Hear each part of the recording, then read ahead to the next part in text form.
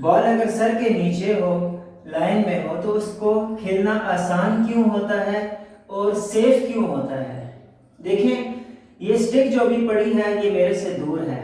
अब मैं इस पोजीशन पर अगर इसके आगे बॉल रखना चाहूं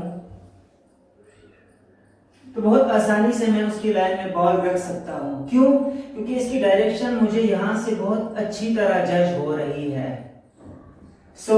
इसको अगर मैं यहां से खेलूंगा तो मेरे लिए बहुत आसान है, क्योंकि मैं बॉलर के हाथ से बॉल छूटने से लेकर यहां पहुंचने तक पूरी लाइन में कवर कर रहा हूं अपनी आई साइड में। तो मेरे लिए आसान है इसको यहां से सीधा खेलना। प्रॉब्लम कहां होती है? अब मैं यहां पर खड़ा हूं। अब अगर मैं यहां पे बॉल खेलने की तैयारी करता हूं तो यहां अगर मैं बॉल की लाइन में बॉल रखने की ट्राई करूं तो मेरे लिए अभी मैं रख पा रहा हूं, लेकिन ये काफी मुश्किल होता है इसको यहां से यहां पर जज करना, क्योंकि आंखों के नीचे जो लाइन बन रही है वो यहाँ डिस्टर्ब हो चुकी है, वो साइड पे आ चुकी है। और इससे बड़ा चैलेंज यहाँ पे ये होता है जब बॉल यहाँ बाउंस करता है। अब यहाँ पे बाउंस जब कर लेगा बॉल तो दो चैलेंजेस आ गए।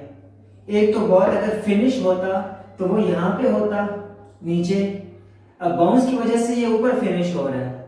तो यहाँ अगर मैं खेलूंगा और यहाँ पर मैं खेलूंगा तो ऊपर मुझे रीच ज्यादा चाहिए। तो इसलिए जो बॉल फुल लेंथ होगा उसको आप आसानी से खेल लेते हैं कवर में, और जब ऊपर होता है बॉल तो वो आपसे दूर रह जाता है। उसके लिए बहुत ज्यादा आगे जाना पड़ता है। जजमेंट भी प्रॉब्लम है, रीच भी प्रॉब्लम है। अब विराट कोहली का क्या प्रॉब्लम है? वो जब भी ड्राइव खेलता है तो बल्ला उसके सर के आगे आ जाता है, हायर एल्बो नहीं रहती, टॉप एल्बो जो है वो बेंड हो जाती है, तो वो वीक हो जाती है, उसमें कंट्रोल नहीं रहता। जब भी आपने देखा होगा ऑफ साइड ऑफ स्टंप पे जब वो आउट होते हैं उनका बल्ला छूट जाता है। तो यहाँ रिस्ट में प्रॉब्लम है और बॉटम हैंड की ग्रिप में प्रॉब्लम है। आपने जब बैट का फ्लो दे दिया है तो इसको आगे जाने से जो रोकना है वो इस हाथ में रोकना है, पीछे की तरफ खींचना होता है वापस। जब आप नीचे लेके जाते हैं आपने पुश करना होता है, जब वापस आपने रोकना हो वहां पे तो इसको या रोक लेते हैं या खींच लेते हैं, तब ये कंट्रोल होता है। और इसको सपोर्ट तब मिलेगी, ये बॉटम हैंड तब काम करेगा जब टॉप हैंड आपका स्ट्रॉन्ग होगा। ये वीक हो जाए तो इसकी बैट का जो फ्लो है डायरेक्शन उसकी चेंज हो जाती है, फिर ये बॉटम हैंड से भी कंट्रोल में नहीं होता। ये फिजिकल प्रॉब्लम है जो आउटपुट जो आसानी से नजर आ रहा है। एक साइकोलॉजिकल प्रॉब्लम है, वो क्या है? ये सामने का बॉल है, अभी अंडर द आईज आता है। ये विराट कोहली जब खेलते हैं इसको सामने आसानी से खेल लेते हैं, क्योंकि वो बॉल की लाइन उनको अच्छी तरह नजर आ रही होती है। बाहर की बॉल में क्या प्रॉब्लम होती है कि उनको वो रीच जज नहीं होती। बाहर का बॉल जब होता है उसकी लाइन जो है वो जज करना मुश्किल होता है, तो उसको भी वो सामने खेलने की कोशिश करते हैं, ये उनकी गलती है। इस बॉल को आप सामने खेलेंगे, बॉल की लाइन में बैट फुल टाइम रहेगा।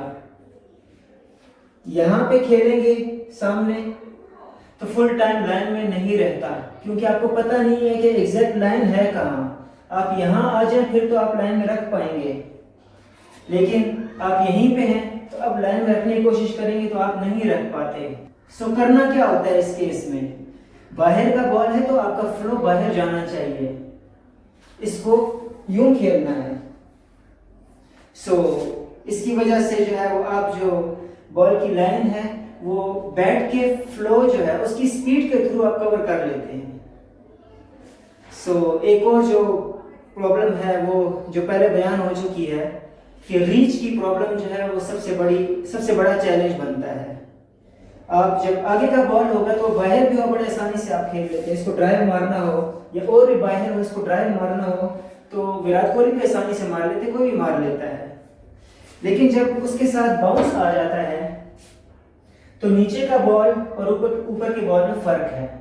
नीचे का बॉल आसानी से आप रीच कर लेते हैं, ऊपर का बॉल हो तो उसके लिए रीच मुश्किल होती है, बहुत ज़्यादा एक्सटेंड होना पड़ता है, इतना टाइम होता नहीं बैट्समैन के पास, तो वो आधा रह जाता है और वो आउट हो जाता है।